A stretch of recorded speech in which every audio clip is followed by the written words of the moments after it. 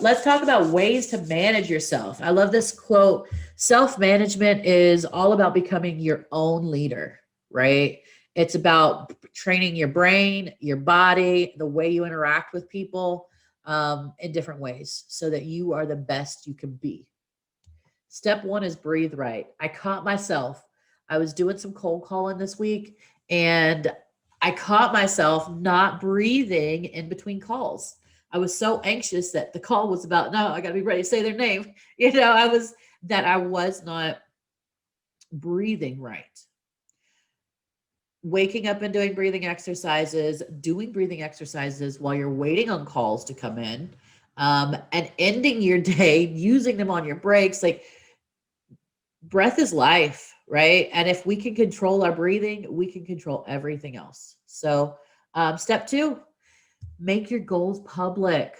I like to share in our start of day what our three intentions are for the day. I'm going to have you help hold me accountable. I'm going to help hold you accountable, right? What are we trying to achieve? Get it out there. Nothing like putting some extra eyes on what your goals are to actually motivate you to get them done, right? This next one was another big one for me. Sleep on it. When I started making emotional decisions with my life, which happens, um, I had to slow it down. I now wait 2 days before I make a big decision. Because one day isn't enough sometimes. I'm still emotional on the end of day one, so I got to give it an extra day. Um, some people do 3 days, some people do a week. I'm good with 2 days. This next one is going to be so important if you're new to self-management. You want to take control of your self-talk. Who here has a voice in their head or a little person that sits on their shoulder that tells them what a failure they are when they're doing hard things, or how they don't deserve it, or how they'll never amount to anything, right? If you ever have heard this voice in your head, we need to get that in check. Throw me a one up in the chat box if you've ever had that negative self-talk person in your head telling you that you can't do things that you want to do. And we're going to talk about how to get through that, right? How do we get rid of that voice that's always telling us in our head, you're not going to be good at this. You can't do this. You're just going to mess it up.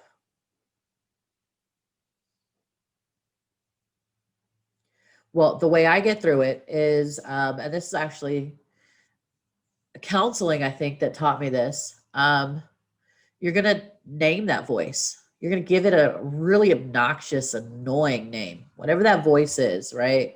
Might be Bertha or Norman. I don't know, some really annoying name. And you're going to tell that voice, okay, shut up.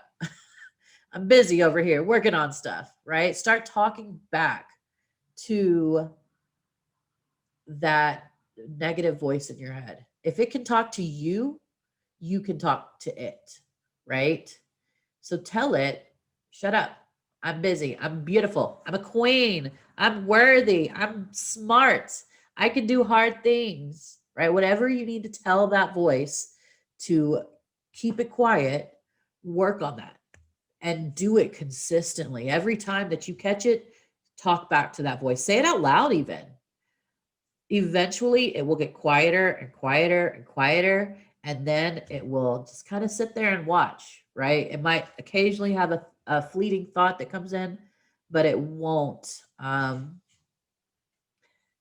Well, it's your self thoughts, right? It's not the actual voice, but it's your self thoughts, right?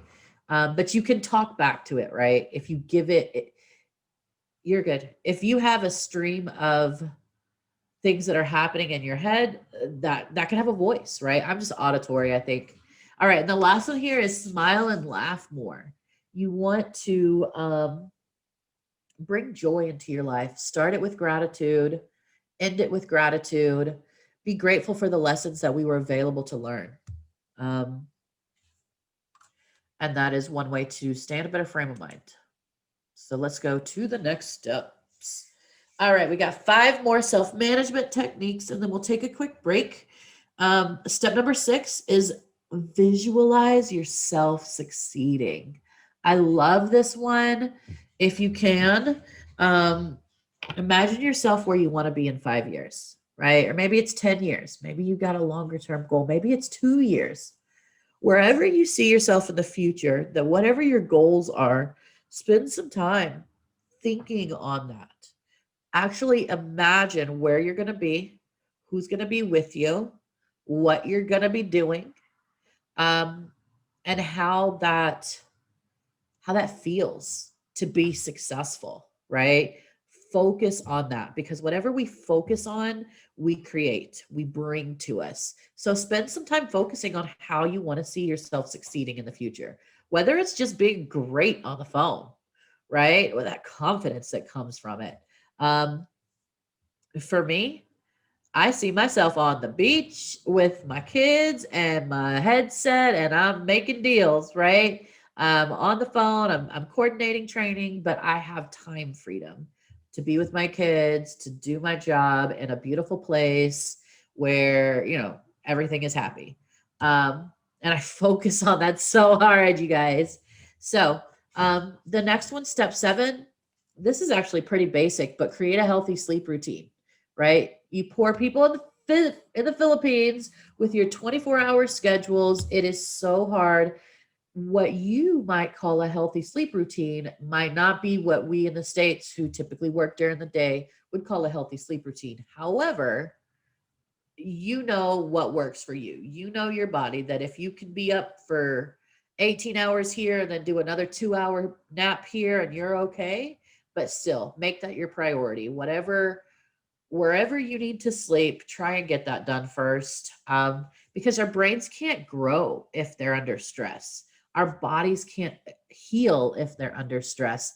And sometimes just not sleeping can totally mess up our hormones, our ability to handle stress, and our ability to learn. Um, when you're a brand new mom and you have a brand new baby, what is the most stressful time? When nobody's sleeping on a schedule. The baby's not sleeping on the schedule. The mama's not sleeping on the schedule. Nobody's sleeping.